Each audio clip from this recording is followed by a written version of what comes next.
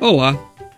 Em 1987, eu iniciei com alguns colegas um trabalho numa praça aqui em Salvador, que consistia em ficar sentado literalmente num banco, que eu chamei banco de rua, e escutar, ver, observar o movimento das pessoas, sobretudo o andar, o circular de meninos e meninas que viviam ali, naquele local.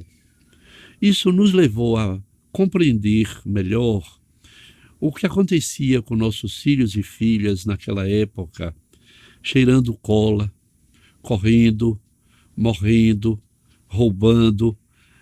Nós compreendemos que essas pessoas, sobretudo aquelas crianças, elas estavam buscando espaço para viver.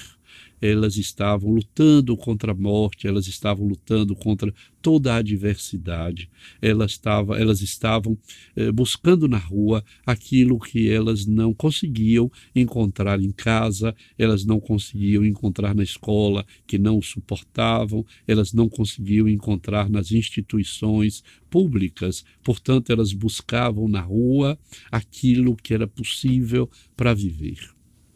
1987 até 1989, por aí. Foram 2 anos de permanência no banco da praça. O tempo passou e nós verificamos que esses meninos e meninas quase que desapareceram, ou o número de crianças nas ruas, pelo menos aqui em Salvador, reduziu-se muito, e nós temos perguntado por quê. Se essas crianças cresceram e não foram substituídas, se essas crianças morreram, se essas crianças encontraram alternativas outras na passagem da infância para a vida adulta. Essa é uma questão. Mas o certo é que hoje nós reconhecemos no trabalho com pessoas em situação de rua que uma das suas demandas mais consistentes, mais fortes, é o de serem escutadas.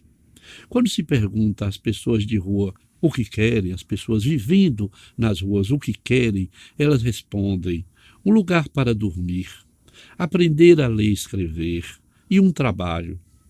Mas quando elas manifestam isso, elas manifestam a alguém que as escuta. Então nós temos pensado, isso tem me chamado muita atenção, que o que as pessoas em situação de rua mais necessitam é ser ouvidas. Essas pessoas precisam falar com alguém, falar da sua dor física, dor psíquica, dor social. Essas pessoas precisam falar do seu medo de morrer, porque elas não têm nenhuma possibilidade de resistir a todas as possibilidades de ferimento que lhes alcançam o tempo todo.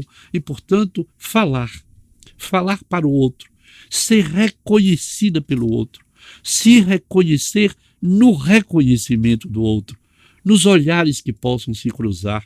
Isto aqui é absolutamente fundamental. E, neste sentido, nós temos visto surgir pelo Brasil grupos de psicólogos, psicanalistas que vão à rua ou vão às ruas para ouvir as pessoas.